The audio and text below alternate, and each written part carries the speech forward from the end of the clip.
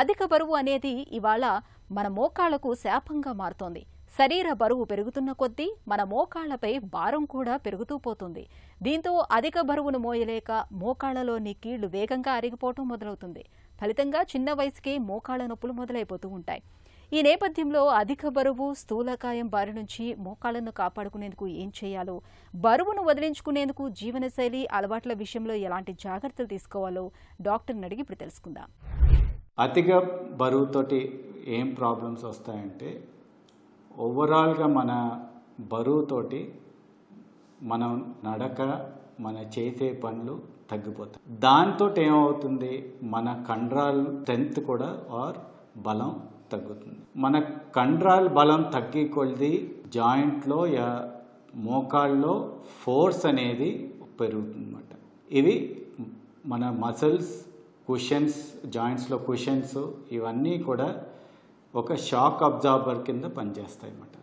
So మన బరువు పెరిగినప్పుడు మన పనులు చేసుకోలేకపోవటం ఆర్ నడక తగ్గుతుంది కాబట్టి, దానికి ఉన్న కండరాల బలం తగ్గుతుంది కాబట్టి, ఈ షాక్ అబ్జార్బింగ్ కెపాసిటీ తగ్గిపోతుంది కాబట్టి జాయింట్లో ఒత్తిడి అనేది పడుతుంది, ఆర్థరైటిస్ అనేది డెవలప్ అవుతుంది.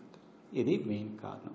రెండోది, మన బరువు వల్ల కొవ్వులో ఒక ఎంజైమ్ ఎడిపోకైనేస్ అనేది ఉంటుందన్నమాట. ఇది మన జాయింట్లో ఉన్న కార్టిలేజ్ని దెబ్బతీస్తుందన్నమాట. అందుకనే ఆర్థరైటిస్ వచ్చే అవకాశాలు ఉంటాయి. సో చాలామంది అడుగుతారండి, ఏమనంటే మోకాలు నొప్పులు ఉన్నాయి, ఇప్పుడు నేను బరువు ఎలా తగ్గగలుగుతాను ఆర్ అదుపులో ఎలా ఉంచుకోగలుగుతాను, ఎందుకంటే నేను మార్నింగ్ వాక్కి వెళ్ళాను, జాగింగ్కి వెళ్ళాను అని చెప్తూ ఉంటారు. ఒకటి, బరువుని అదుపులో ఉంచుకోవాలనుకుంటే ఆర్ తగ్గాలంటే ఫస్ట్ మనం మార్చుకోవాల్సింది మన తిండి. ఏం తింటున్నాం, ఎలా తింటున్నాం అనేది చాలా ముఖ్యం. బ్యాలెన్స్డ్, మనం పాతగా ముందర ఎలా తినేవాళ్ళం, ఎలా తింటే మనం బరువు తగ్గుతాం అనేది ఇంపార్టెంట్. రెండోది ఎక్సర్సైజ్. ఎక్సర్సైజ్కి వచ్చేటప్పటికి మోకాలు నొప్పి ఉన్న వాళ్ళు నడవటం కష్టం, జాగింగ్ చేయటం కష్టం, థ్రెడ్మిల్ పైన ఎక్కడం కూడా కష్టం.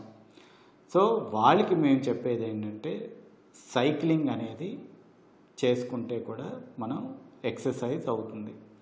సైకిల్లో ఏమవుతుందంటే మన బరువు సీట్ నుంచి వెళ్ళిపోతుంది, మోకాళ్ళు అయితే బెండ్ అవుతుంది, చుట్టుపక్కల మోకాళ్ళ చుట్టూ ఉన్న కండరాలు కూడా ఎక్సర్సైజ్ అవుతాయి. దాంతో కండరాల బలం పెరుగుతుంది, మోకాళ్ళ పైన ఉన్న ఒత్తిడి కూడా తగ్గుతుంది. ఒక మార్గం సైక్లింగ్.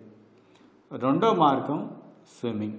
స్విమ్మింగ్లో ఏమవుతుందంటే మన బరువు అనేది బాగా నీళ్ళల్లో దిగిన వెంటనే తగ్గిపోతుంది. సో దానివల్ల మన మోకాళ్ళ పైన ఒత్తిడి తగ్గుతుంది. స్విమ్మింగ్ అనేది, ఈత కొట్టడం అనేది హోల్ బాడీకి ఎక్సర్సైజ్ కూడా జరిగిపోతుంది. సో ఈ రెండు మార్గాల వల్ల మనం ఎక్సర్సైజ్ చేసుకోవచ్చు, బరువు కూడా తగ్గవచ్చు.